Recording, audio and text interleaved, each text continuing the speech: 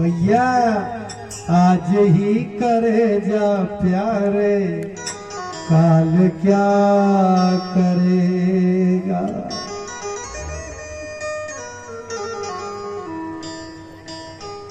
ऐसे सत्रजित को बड़ी लज्जा, बहुत लज्जा लगी।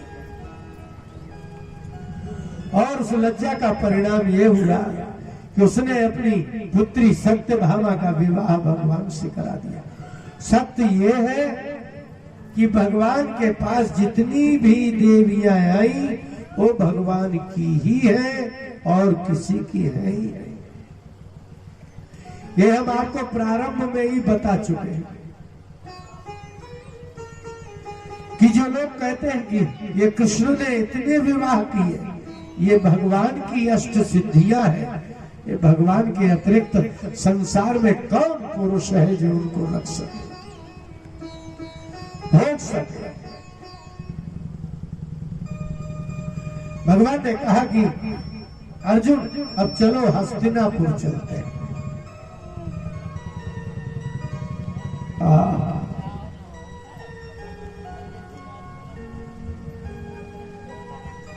अर्जुन के साथ द्वारकाधीश हस्तिनापुर चले गए। वो बिना पांडवों के नहीं रहते।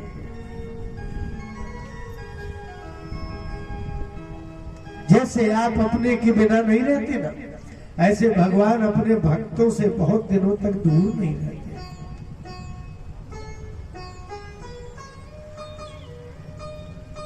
और वो हस्तिनापुर आए। हस्तिनापुर में सबको प्रणाम किया।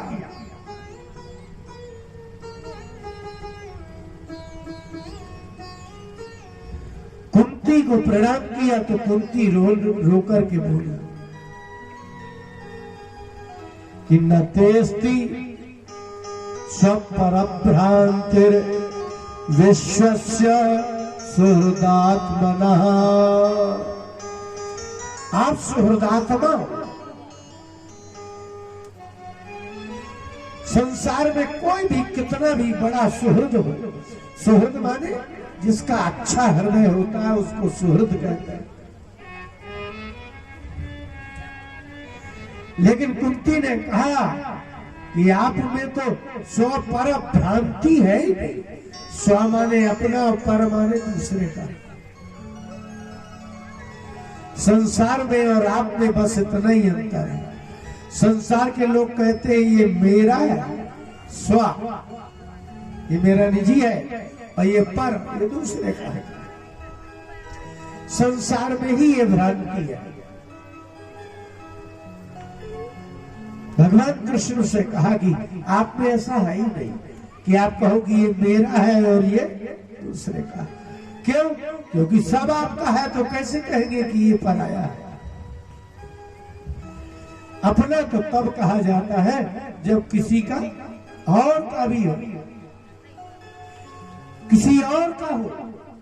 लेकिन अब कृष्ण तुम्हारा सब है, सब। आप किसको कह दोगे कि ये मेरा है, ये पराया।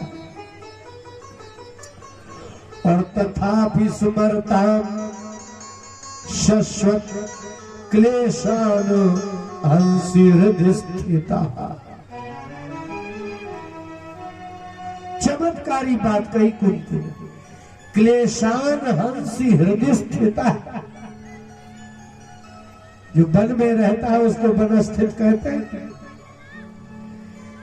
कुंती ने कहा कि कृष्ण तुम तो कोई बुलाए स्मरता, यदि कोई स्मरण कर ले तो आप अंतःकरण में, हृदय में स्थित हो, वही क्लेशों को नष्ट कर देते हैं। मंदिर जाने की जरूरत ही नहीं। तथापि स्मरताम, कोई स्मरण करे आप क्लेश ही नष्ट कर देते हैं।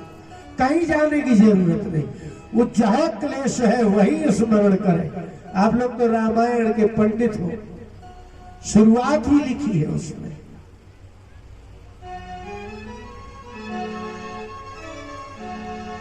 जो सुमिरत सिद्धि हो, कोई पूजा सामग्री की जरूरत ही नहीं। तुलसीदास जी ने लिखा कि जो सुमिरत सिद्धि हो, आपने स्मरण किया और कार्य सिद्ध हो गया। गणनायक करिवर वदन, करहु अनुग्रह सो। आप तो ऐसी कृपा करो कि स्मरण करे और काम हो जाए। वही कुंती ने कहा, तथापि स्मरताम शश्वत क्लेशान हंसी हृदय स्थित। जो जहां जीव बैठा है वो वहीं से यदि स्मरण कर दे तो आप उसके क्लेश का नाश कर देते हैं।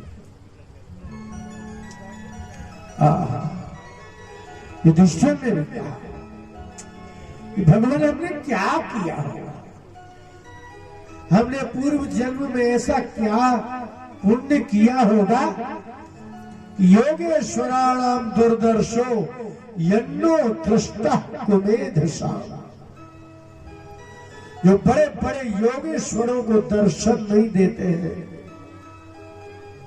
वो हमको आकर के हस्तिनापुर में दर्शन देते हैं। ये आपको लगता नहीं है ऐसा? कभी ऐसा हृदय में आपको आभास, कभी चिंतन नहीं होता ऐसा कि हमने ऐसा क्या किया होगा कि हम इतने दिन से जिंदा हैं? हमने ऐसा क्या किया होगा कि इतने दिन से हम स्वस्थ हैं? जिस दिन मरेंगे उस दिन कुछ कर लेंगे क्या? क्या कर लेंगे आप? जिस दिन कुछ होना होगा आप कुछ कर नहीं सकते, लेकिन इतने दिनों से स्वस्थ है और जिंदा है, लगा ही नहीं कि कैसे। इसलिए युधिष्ठिर ने कहा कि क्या करें, 1 वर्ष रहे। इति वै वार्षिकान मासान राज्ञा योभ्यर्थिता सुखम। हस्तिनापुर से भगवान कृष्ण 1 वर्ष नहीं लौटे। कैसा प्रेम! भगवान ने कहा कि अब हम जाएंगे, द्वारका जाएंगे। इसलिए कहते हैं प्रेम रहे तो आदमी वर्षों रह जाए, और अगर प्रेम नहीं है, और संसार का तो ये सिद्धांत है कि कोई ज्यादा दिन रह जाए तो रिश्तेदारी टूट जाएगी। आपके तो हाल ये है कि दूर रहे का प्रेम है, 2-3 दिन रहेगा तो अच्छा लगेगा। और यदि एक नया दामाद था, उसकी बड़ी इज्जत होती है नए दामाद की। वो ससुराल गया पत्नी को लिवाने, इतना स्वागत की 4-4 सब्जियां, और बार बार पूछे कुछ चाहिए, पानी, शरबत, चाय, लो स्वागत। उसको बहुत अच्छा लगा। इतना तो माँ बाप ने भी नहीं प्रेम किया। तो रात में उसने कोयला उठा करके दीवार में लिखा, ससुराल सुख की सार।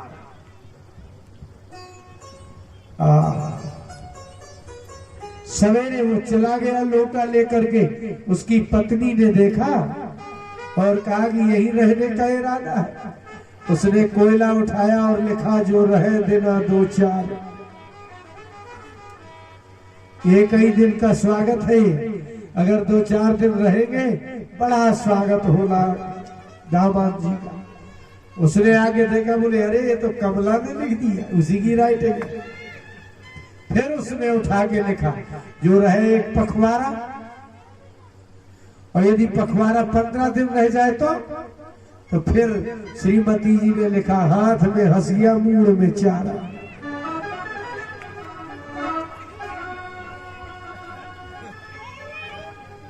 यहाँ दामाद का भी उतने ही दिन स्वागत होता है, और वैसे भी बाल बच्चे हो जाए तो दामाद कुछ नहीं है, चाहे जब चले आओ चाहे जब चले जाओ।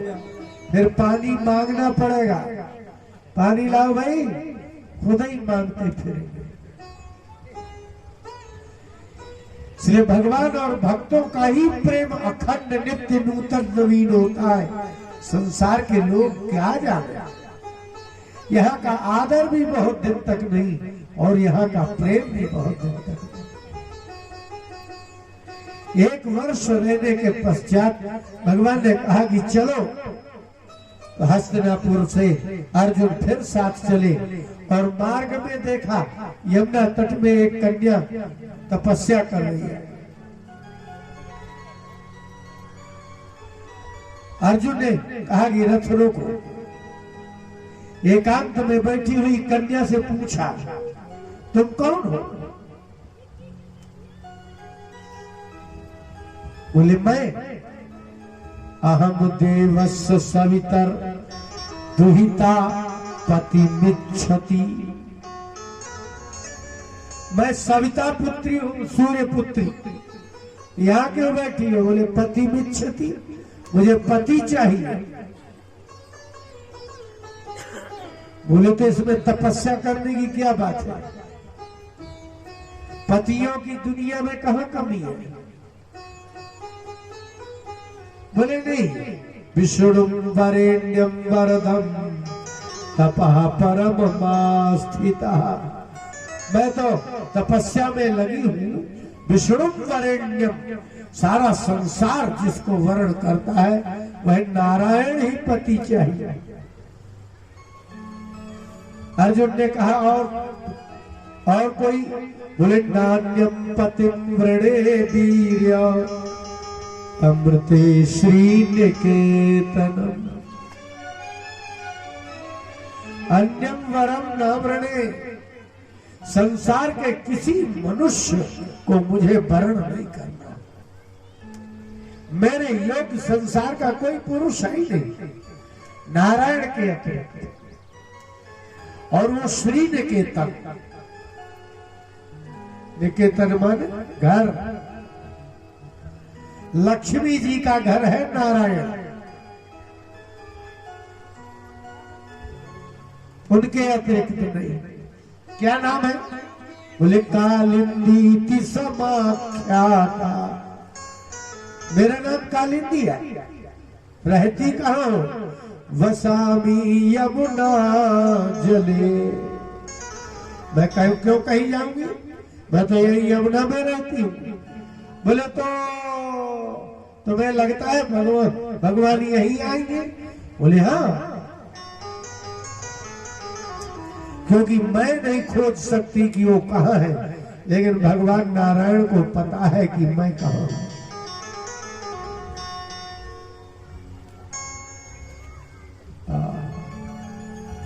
एक राजा एक फकीर के पास पहुंचे। राजा भक्त था, बहुत अच्छा। राजा ने महात्मा को प्रणाम करके कहा कि हम आज आपसे हृदय से कुछ पूछने आए। महात्मा ने कहा, पूछो। बोले, हम आपसे ये पूछ रहे हैं कि हमें भगवान कब मिलेंगे? महात्मा ने कहा कि जब भगवान चाहेंगे तब। बोले, क्यों? और हम चाह रहे हैं? बोले, तो नहीं। तुम राजा हो, तुम जब चाहो प्रजा में किसी झोपड़ी वाले से भी जब चाहो मिल सकते हो, लेकिन जैसे जनता का कोई आदमी जब चाहे तुमसे नहीं मिल सकता, ऐसे ही तुम जब चाहो भगवान से नहीं मिल सकते, लेकिन भगवान जब चाहेंगे तब तुमसे मिलेंगे। समझ में आई ना बात? तुम राजा हो, तुम जब चाहो प्रजा के किसी भी आदमी से, स्त्री पुरुष बालक से मिल सकते हो, लेकिन कोई चाहे कि जब चाहे तुमसे मिल सकता है? बोले, नहीं। बोले, तो भगवान राजा है, वो जब चाहे तुमसे मिल सकता है, लेकिन तुम जब चाहो तब नहीं मिल सकते। भगवान को जाकर के कहा, कालिंदी आपके अतिरिक्त किसी को प्रेम नहीं करती, किसी का वर्ण नहीं करेगी। भगवान ने कहा ले आओ, ले आए। क्यों? क्योंकि कालिंदी यमुना का उपभोग और उपयोग कोई मनुष्य नहीं कर सकता। कालिंदी को लेकर के भगवान द्वारका पहुंचे और तुरंत लौटे, तुरंत। उन्होंने कहा कि एक जगह और चलना है। कहां चलना है? बोले एक राजा नग्न जित है, वो भी कर रहे हैं विवाह, हमें वहां भी चलना है। बोले तो वहां भी चलना है? बोले हाँ, तो चलिए। वहां गए तो महाराज नग्न जित के यहां पहुंच करके नाग्न जिती को लाए, और ऐसे नहीं लाए, विलक्षण ढंग से। उन्होंने नग्नजित राजा से कहा कि हम आपकी पुत्री को लेने आए हैं। सारे राजा आए।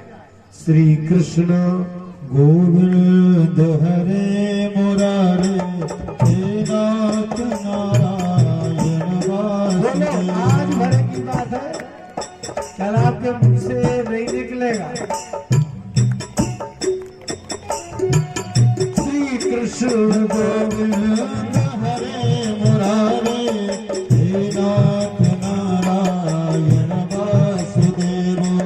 श्री कृष्ण गोविंद हरे मुरारे हे नाथ नारायण वासुदेव, हे नाथ नारायण वासुदेव। राजाओं की सभा, नग्नजित महाराज के स्वयंवर का स्थान, कन्या बैठी है, उसका नाम नाग्नजिती है। एक दृष्टि डाली, द्वारकाधीश आए और उनको सिंहासन में विराजमान करवाया गया। वरम त्रिलोक्याभिमतम समागतम नरेंद्र कन्या चकवे रमापति।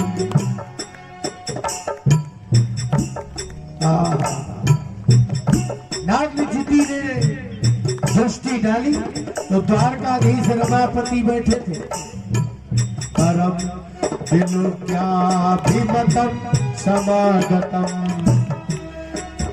अभिमत पर नाग्नजिती जैसा वर चाहती थी वैसा वर आया। नरेंद्र कन्या चक में रमापति। कृष्ण मनुष्य नहीं है, रमापति है। तो नरेंद्र कन्या ने कहा देवताओं से, भूयादयं में पतिराशिषो मलाहा करोतु सत्या यदि वे गोविंद हरे मुरारे हे नाथ नारायण वासुदेव। और उसने कहा यदि वे धृतो व्रतैहि, हे देवताओं, यदि मैंने आपके व्रत को धारण किया है तो आज सत्य हो जाए।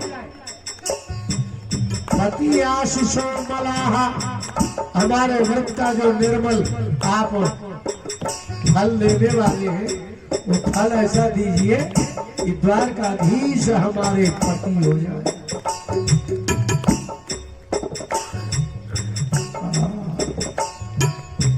कृष्ण खड़े हुए और महाराज मृग से बोले। सारे राजा चारों तरफ देखने लगे, द्वारकाधीश क्यों खड़े हो गए? भगवान ने कहा नरेंद्र याचा गर्हिता राजन्य बंधो निज धर्म वर्तिना। हे राजा, वैसे तो संसार में किसी भी चीज की याचना करना निंदा है, और क्षत्रिय को विशेष।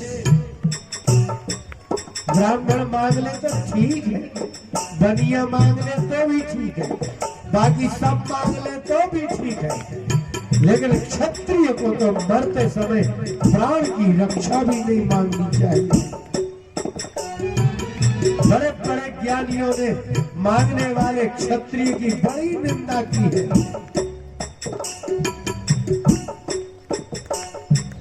नरेंद्र याचा विगर्हिता राजन्य बंधुर निज धर्मवर्तिना। निज धर्मवर्ती, अपने धर्म में रहने वाला क्षत्रिय यदि मांगता है तो क्षत्रिय नहीं है। महाराज मृग खड़े हो गए, प्रभु आप क्या कह रहे हैं, आप कुछ मांगने वाले? बोले हाँ। तथापि याचे तब सौहृदेच्छया।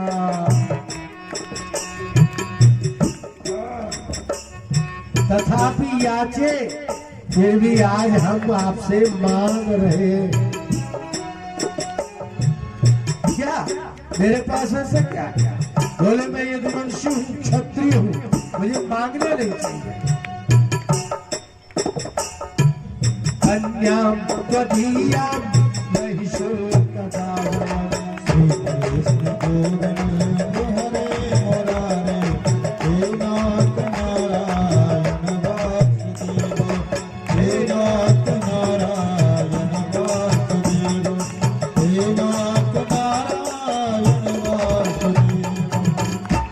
मांगना नहीं चाहिए मुझे,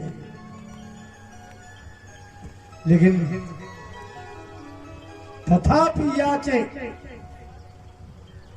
फिर भी याचना कर रहा हूं कि अपनी कन्या दे दो हमें। राजा नृग ने कहा भगवान, संसार में इतने दोष हैं, संसार में ऐसा कोई पुरुष पति नहीं जिसमें कोई दोष ना हो। आपका नाम लेने से तो कोई दोषी भी निर्दोष हो जाता है, तो आपके सब कुछ आपका है। लेकिन ये 7 बैल है, इनको आप बांध दीजिए, तो कन्या लीजिए।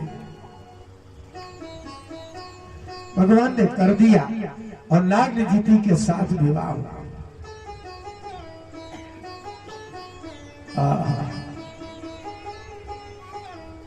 शांत होकर के बैठ गए विवाह करके। एक दिन नारद जी आए। नारद जी ने कहा कि आप चुपचाप बैठे। बोले क्या करना है, अब तो सब काम ही हो गया, कोई काम नहीं है। बोले क्या बात कह रहे हैं, अभी तो सबसे बड़ा काम पड़ा है। क्या पड़ा है? बोले भौमासुर को मारना है, और उनके यहाँ जितनी 16,100 स्त्रियां बंद हैं उनको लाना है, और वो आपकी ही प्रतीक्षा कर रही है।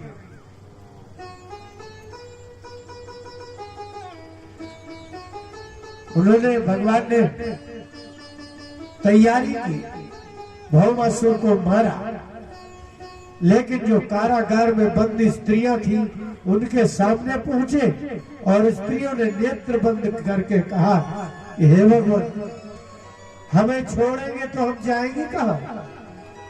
आपके अतिरिक्त हम कहीं नहीं जा सकते।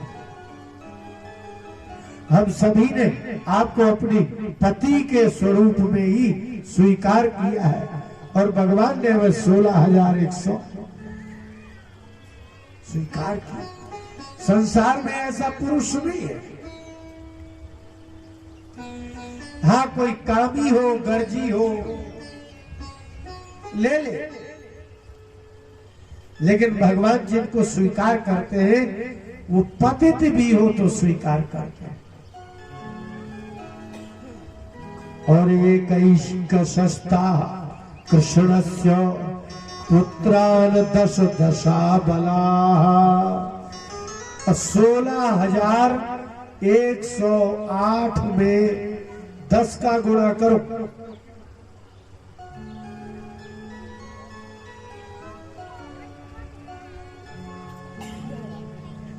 इतने बच्चे हुए। आपके जैसे बच्चे नहीं होंगे। एक सस्ता कृष्ण से, भगवान कृष्ण की एक एक पत्नी में 10 पुत्र हुए। अजी जगन नवमान पितु सर्वात्म संपदा। इसलिए भगवान को तो अपने स्वरूप ही फैला रहा है। भगवान का विस्तार बहुत है, इसलिए भगवान से प्रार्थना करें। अभी हमको एक कथा करनी है, 1 वर्ष तक की बात। हमारे एक शिष्य है वकील तैयार, क्या गुरुजी 1 वर्ष तक मैं एक अक्षर कथा सुनना चाहता हूं, कितना समय लगेगा भागवत में? मैंने कहा मुझे तो 1 साल लग जाएगा, कहो 2 साल भी लग जाए। यदि बात समझना है कि जब तक सवाल ना पूरा हो जाए तो फिर यही है। तो हमको तो चाहिए समय, और आपको समझ में ना आ जाए जब तक आपको करना चाहिए। मेरा प्रयास रहता है चाहे आज ही सुनो बस, लेकिन जब तक समझ में ना आ जाए। और सबसे ज्यादा समझना यह जरूरी है कि मेरी उम्र कितनी है और धरती में आदमी कितना जीता है, तो मेरे कितने दिन बचे, ये दिमाग में डालो। यदि आप एक टारगेट कर लो कि 80 साल तक जीना है, तो अभी आप कितने हैं बस वहीं से 80 गिनो। और बीच का ठिकाना नहीं है, एक्सीडेंट हो सकता है। बीच में कोरोना आ गया था, तो इसलिए जाने की तैयारी रखो। अब यहाँ घूरपुर में जमीन ली है 2 एकड़। वहां के एक डॉक्टर साहब है, संत जी कहते, बोले गुरुजी वैसे करना क्या है आपको जमीन का? मैंने कहा करने नहीं आना है, मरने आना है। करके तो आ रहे हैं, पत्नी कर ली, पुत्र कर लिया, मकान बना दिया, करके आ रहे हैं, करने नहीं आ रहे हैं, मरने आना है। इसलिए जीने की तैयारी नहीं करो, मरने की तैयारी करो।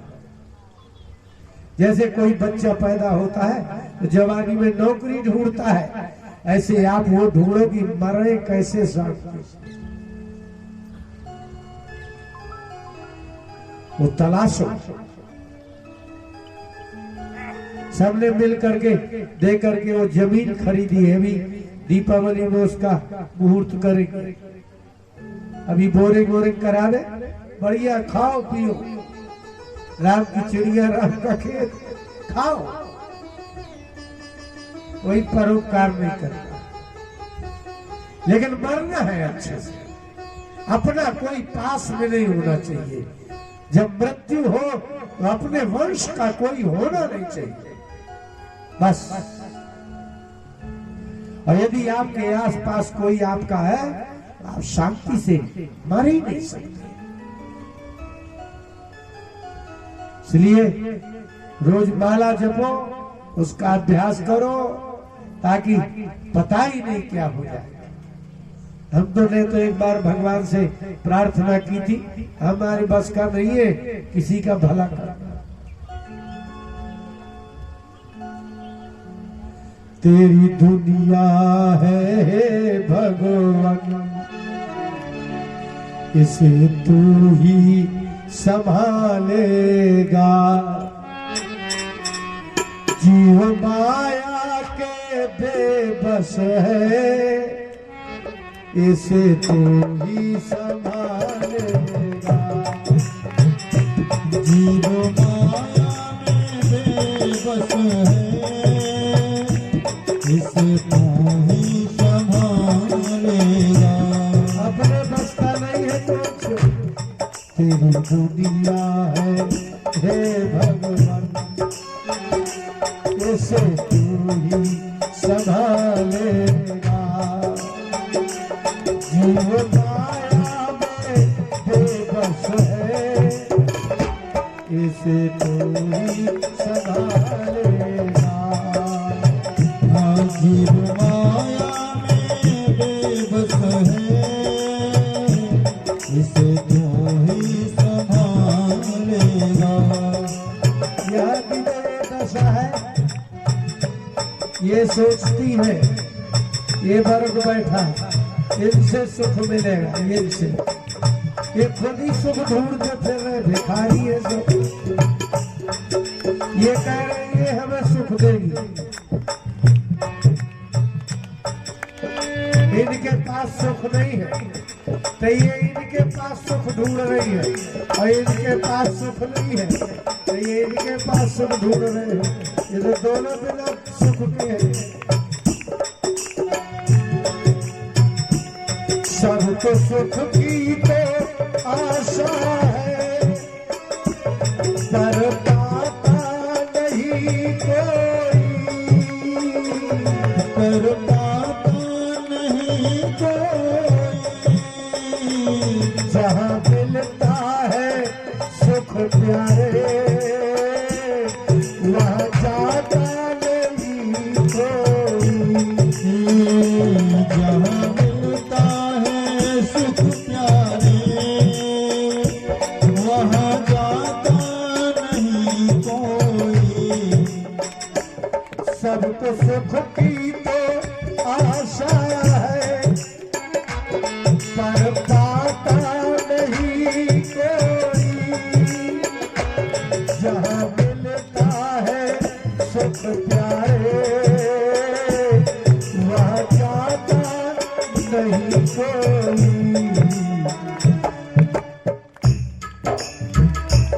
इस झूठे फरेबी को बस को ही संभालेगा। जीव माया में बेबस है, इसे तू ही संभालेगा।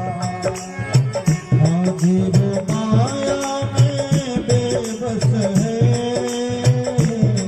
इसे तू ही संभालेगा।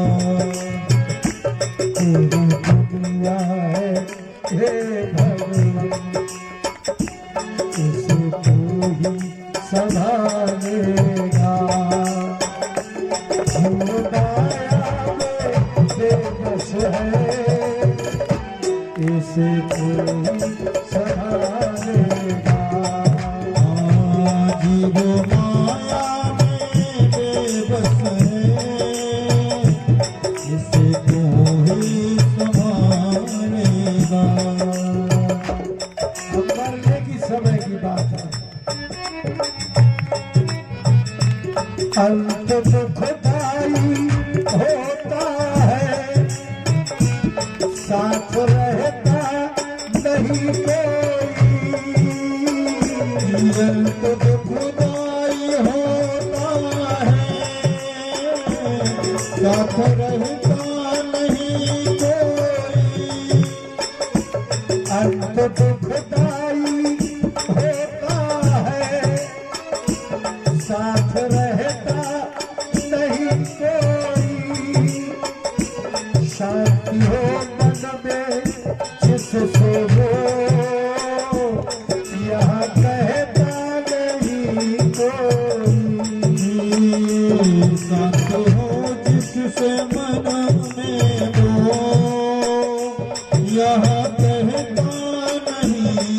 कोई, यहाँ उसका नहीं कोई, उसे तू ही संभालेगा। तेरी दुनिया है हे भगवान, इसे तू ही संभालेगा। हाँ तेरी दुनिया है भगवान, इसे तू ही संभालेगा। और अंतिम बात, नाम तेरा नहीं बिगड़े, फिर भी ऐसी दया करना। नाम तेरा नहीं निकले, फिर भी ऐसी दया करना। भले जीवन नहीं सुधरा, पर सुधर जाएंगे मरना। भले जीवन नहीं सुधरा, पर सुधर जाए मरना। नाम तेरा नहीं निकले, पर ऐसी दया करना। भले जीवन नहीं सुधरा, पर सुधर जाए ये मरना। रुझपान का कोई नहीं, इसे तू ही संभालेगा। तेरी दुनिया है भगवान, इसे तू ही संभालेगा। जीव माया में बेबस है, इसे तू ही संभालेगा। तेरी दुनिया है भगवान, इसे तू ही संभालेगा। जीव माया में बेबस है, इसे तू ही संभालेगा। जीव माया में बेबस है, इसे तू ही संभालेगा। जीव माया में बेबस है, इसे तू ही संभालेगा। बोले भक्तवत्सल भगवान की जय। महाराज परीक्षित ने कहा, भगवान आज मेरा 7वां दिन है और बहुत प्रसन्न है वो, बहुत प्रसन्न। शरीर छूटा कि दुख समाप्त, शरीर है तो दुख है। ऐसा भी कोई है जिसको भगवान सदा अपना भक्त मानते हैं? ऐसे तो लाखों होंगे, लेकिन भगवान जिसको अपना मित्र माने और वह मित्र भगवान को मित्र माने, इतनी हिम्मत किसमें है? मित्रता तो बराबरी की होती है।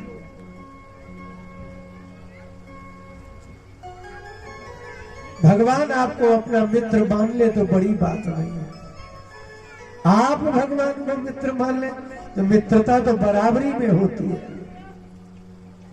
राजा परीक्षित के प्रश्न को सुनकर के सुखदेव जी ने कहा, हाँ राजा, लेकिन ये लोग अपवाद है, संसार में ये अपवाद है। भगवान ने उसी को मित्र बनाया जिसको स्कंद पुराण के रेवा खंड सत्यनारायण व्रत कथायाम,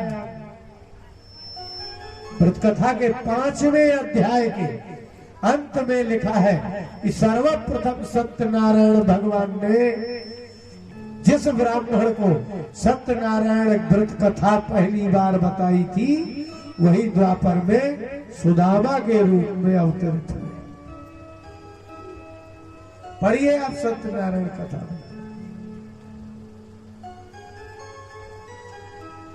भगवान ने पहले उस ब्राह्मण पर दया की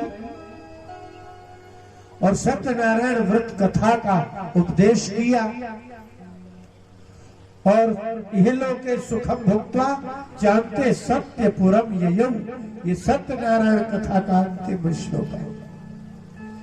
और सारे सुख भोग करके और कहा कि ये द्वारकाधीश अर्थात द्वापर में कृष्ण जन्मनी, कृष्ण जन्म होगा उसमें इसके मित्र बनेंगे। भगवान ने उसको मित्र माना, इसलिए कई जन्मों का रहता है और समय आया, भगवान का जन्म हुआ और भगवान के पहले, कृष्ण के पहले उनके इस ब्राह्मण का जन्म हुआ और वो पहुंचे सांदीपनी गुरु के पास। लेकिन जब कृष्ण गए तो वो वहां पढ़ रहे थे।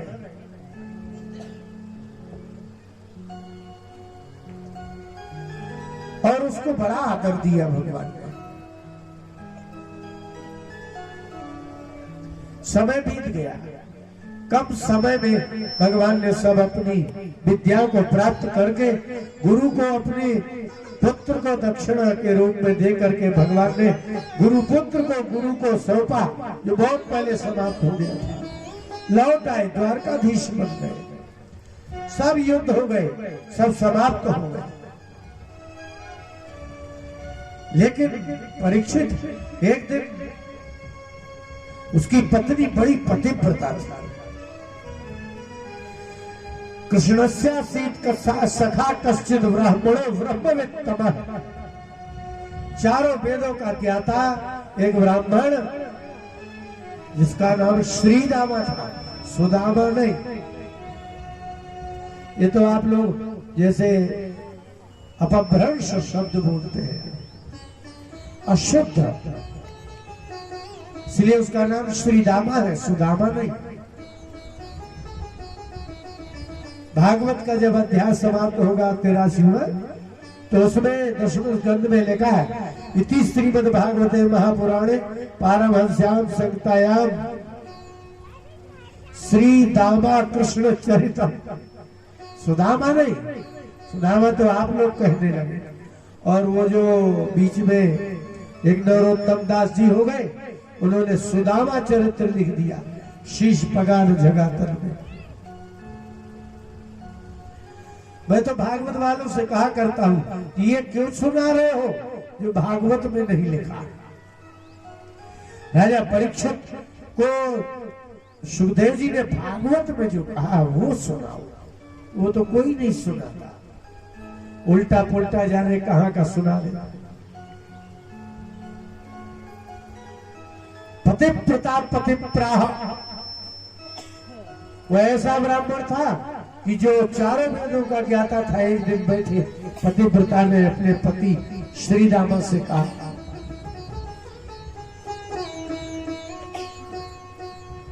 ननु भगवतः साक्षात् श्रिया पति ननु प्रोक्तम भगवता। हे भगवान, आपने एक दिन कहा था साक्षात लक्ष्मी पति आपके मित्र है। श्रीदामा ने कहा हाँ, तो आप चले जाओ। क्या चले जाए? क्यों चले जाए? विरक्ता है इंद्रियार्थेषु, हमें इंद्रियों के लिए कुछ चाहिए ही नहीं।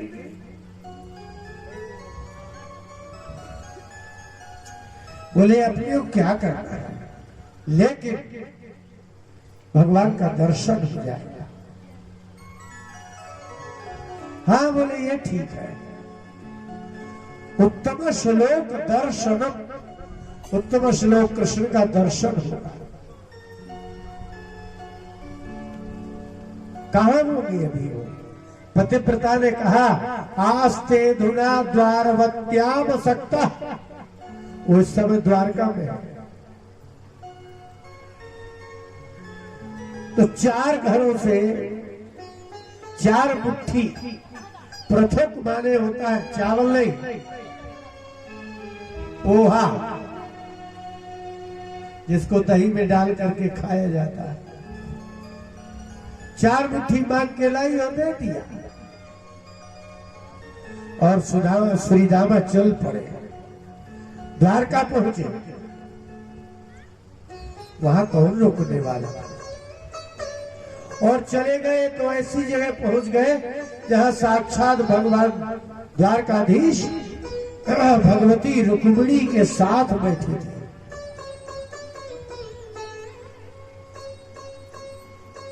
जाकर के सीधा लिखा है, ब्रह्मानंदम गतो यथा, जैसे कोई जीवात्मा ब्रह्मानंद को प्राप्त हो जाए ऐसे देख लिया।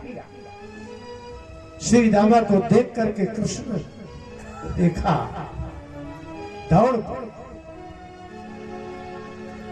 यल मित्र परमानंदम पूर्ण ब्रह्म सनातनम, भगवान जिसके सनातन पूर्ण ब्रह्म मित्र होंगे उसका क्या कहना है।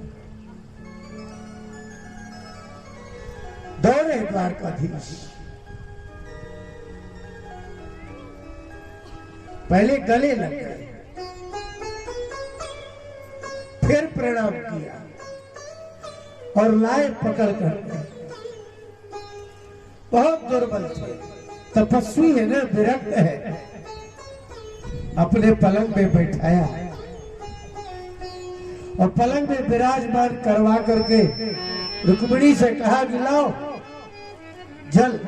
द्वारकावासी देख रहे थे इसने कौन सा तप किया होगा कि भगवान द्वारकाधीश नीचे बैठे और उनके चरण धो रहे। ब्राह्मण को पूजने वाले व्यक्ति का यश धन वृद्धि ही होती है, वो कभी उसका अपमान